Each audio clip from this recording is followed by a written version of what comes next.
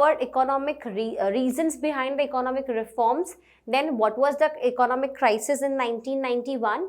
Then हमने देखा कि हम पॉलिसीज लेके NEP जहाँ पे liberalization, privatization and globalization introduce हुआ. लिबरलाइजेशन मतलब क्या? Removal of restrictions on entry and growth of private sector. Next हम देखने वाले हैं कि हमने लिबरलाइजेशन के अंदर सबसे पहला रिफॉर्म इंडस्ट्रियल सेक्टर रिफॉर्म्स. तो इसमें हमने क्या नेसेसरी चेंजेस किए. इंडस्ट्रियल सेक्टर के बारे में बात करें तो चैप्टर 2 पे चलते हैं. पहले उसमें क्या देखा था हमने कि गवर्नमेंट ने शेड्यूल A, B और C बना दिया था. A में कितनी इंडस्ट्रीज थी? 17.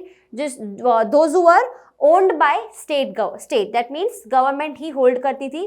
देन शेड्यूल B में कुछ कम industries which were partially owned by state, that means government और हमारे प्राइवेट सेक्टर मिला जुला के काम कर रहे थे. और शेड्यूल C में रिमेनिंग इंडस्ट्रीज थी. नाउ इन इंडस्ट्रीज पे क्या थे और इनके ऊपर क्या रिस्ट्रिक्शंस थे? लाइसेंसिंग के रिस्ट्रिक्शंस थे जो गवर्नमेंट ने एस्टैब्लिश की थी. उसके अलावा बाकी सारी इंडस्ट्रीज पे लाइसेंसिंग, डाइवर्सिफिकेशन करना हो तो, एक्सपैंड करना हो तो, नया प्रोडक्ट लाना हो तो, हर चीज पे लाइसेंसिंग वाला रिस्ट्रिक्शन था. तो इंडस्ट्रियल सेक्टर रिफॉर्म्स में गवर्नमेंट ने क्या किया होगा? जैसे कि हमने देखा कि लाइसेंसिंग ही तो कम करनी है, तो ऑफकोर्स लाइसेंसिंग वाला रिस्ट्रिक्शन हट गया. देन अराउंड कुछ 18 इंडस्ट्रीज पे लाइसेंस लगने लग गया कि ये 18 इंडस्ट्रीज कंपलसरी है, which were later on reduce to 5. Now let's read this one. In order to make necessary reforms in the industrial sector, the government introduced its new industrial policy on July 24, 1991. That means जुलाई में government finally industrial sector reforms लेके आई. अब यहाँ पे कुछ measures थे. The first one was reduction in industrial licensing. जो हमारा पहला स्टेप था कि हम सबसे पहले लाइसेंसिंग को हटाएंगे, ठीक है, या फिर उसको रिड्यूस करेंगे. The new policy abolish the industrial licensing for all the projects except for 18 industries. That means अब सिर्फ आपको ये 18 इंडस्ट्रीज में अगर आप कुछ ओपन करते हो तो ही आपको लाइसेंसिंग लेना है, वरना लाइसेंसिंग की जरूरत नहीं थी. This number was further reduce to 5 industries which are distillation and brewing of alcoholic drinks. अगर आप एल्कोहलिक ड्रिंक्स बनाते हो तो अब आपको लाइसेंस चाहिए, ठीक है. पहले 18 था, अब 5 हो गए. Which 5? That we are seeing. Alcoholic drinks अगर आप ब्रू कर रहे हो या डिस्टिल कर रहे हो. Cigars and cigarettes of tobacco and manufactured tobacco substitutes. कोई भी ऐसी चीज जहाँ पे टबैको या उसका सब्सटीट्यूट चलता है तो वो सिगार, सिगरेट, सब चीज के लिए आपको लाइसेंस चाहिए.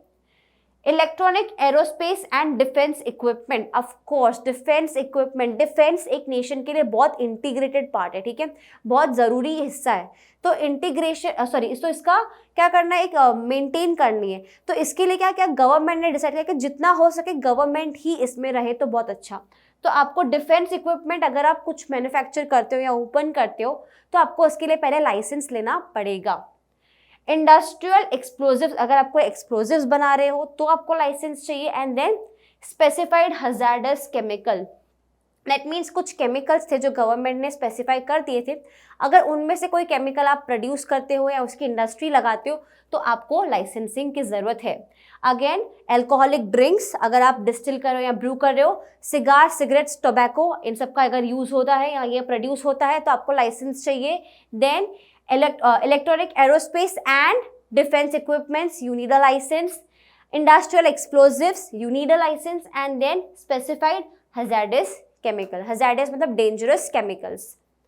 The next was no licenses were needed to set up new units. That means क्या बोला जा रहा है, पहले licensing किस पे था, न्यू यूनिट सेटअप करना है, प्रोडक्ट नया लाना है, एक्सपैंड करना है, right.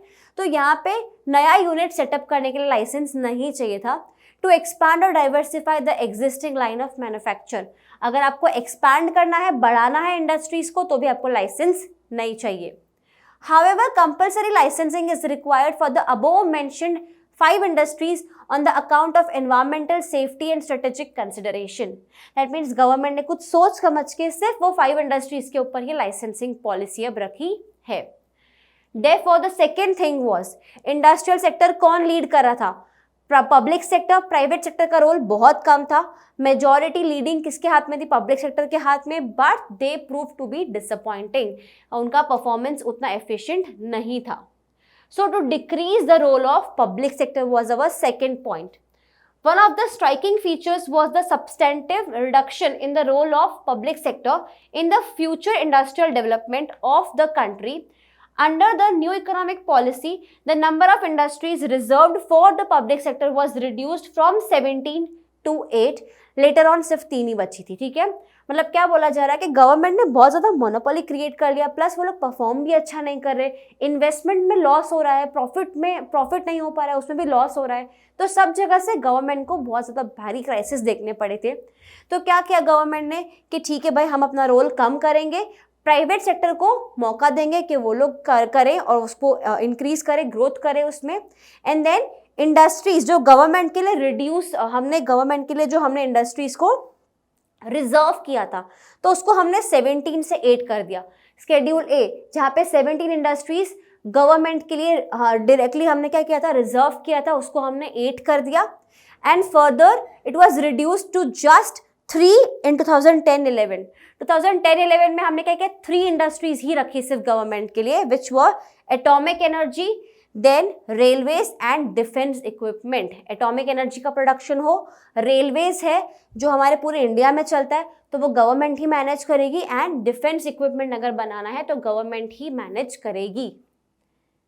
The next one is D reservation under small scale industries. Small scale industries में भी बहुत सारे इंडस्ट्रीज जो थे वो रिजर्व्ड थे उन्हीं के लिए, ठीक है।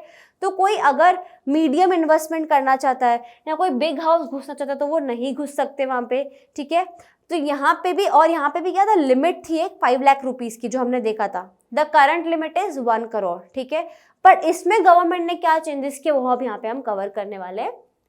Many goods produced by small scale industries have now been de-reserved. That means जो गुड्स पहले सिर्फ स्मॉल स्केल इंडस्ट्री ही प्रोड्यूस करने वाली थी, अब उसको डी रिजर्व, मतलब पहले रिजर्व किया था उनके लिए, अब हमने वापस ले लिए वो गुड्स, ठीक है। The investment ceiling on the plant and machinery for small undertakings enhanced to ₹1 crore. That means क्या बोला जा रहा है कि अब 5 लाख रुपए में तो नहीं चलेगा ना, 40 ईयर्स हो गए, इन्फ्लेशन इंक्रीज हो गया इतना, ठीक है। तो इन्वेस्टमेंट पे खर्चा भी कर सकते हैं अब लोग, ठीक है। और यहाँ पे क्या क्या लिमिट को इंक्रीज करके 1 करोड़ कर दिया कि अगर 1 करोड़ तक का इन्वेस्टमेंट है तो आप स्मॉल स्केल इंडस्ट्री काउंट होगे। Then in many industries the market was allowed to determine the prices through forces of the market and not by the directive policy of the government. That means क्या prices रहेंगे goods के, वो direct market force पे ही depend करने के लिए छोड़ दिया। अब गवर्नमेंट उनके प्राइजेस डायरेक्ट नहीं करती थी, सप्लाई और डिमांड के ऊपर छोड़ दिया कि ठीक है भाई जो प्राइजेस रहेंगे वो रहेंगे। अब गवर्नमेंट कुछ भी नोशन यहाँ पे, गवर्नमेंट कोई पॉलिसी यहाँ पे डायरेक्टिव पॉलिसी नहीं देगी।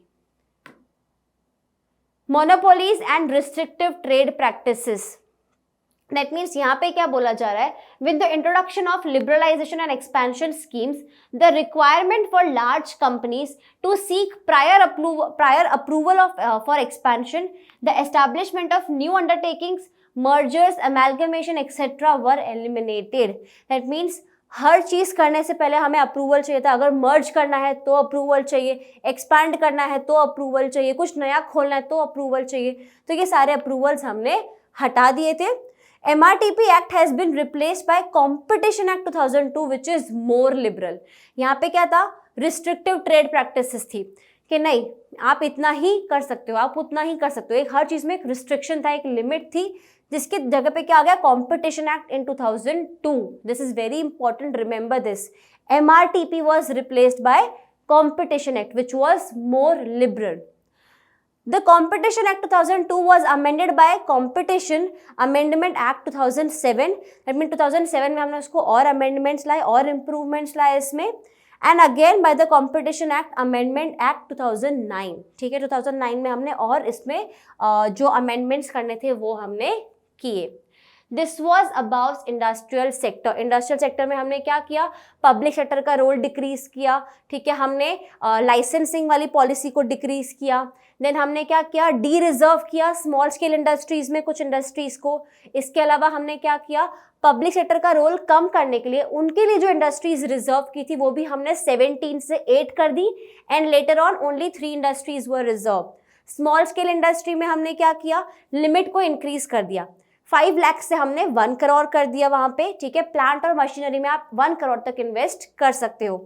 जितने भी गुड्स उनके लिए रिजर्व थे उनको भी डी रिजर्व किया, प्लस वहाँ पे गवर्नमेंट ने डायरेक्टिव पॉलिसी देना बंद कर दिया। गवर्नमेंट ने बोला कि ओके, डिमांड और सप्लाई को डिसाइड करना चाहिए कि प्राइस क्या रखना है गुड्स का। इसके अलावा हमने क्या किया, एमआरटीपी एक्ट से कॉम्पिटिशन एक्ट एमआरटीपी एक्ट को कॉम्पिटिशन एक्ट से रिप्लेस किया इन 2002 और 2007 और 2009 में और अमेंडमेंट्स भी हमने लाए। So this was all about industrial sector reforms. Let us move on to our next sector.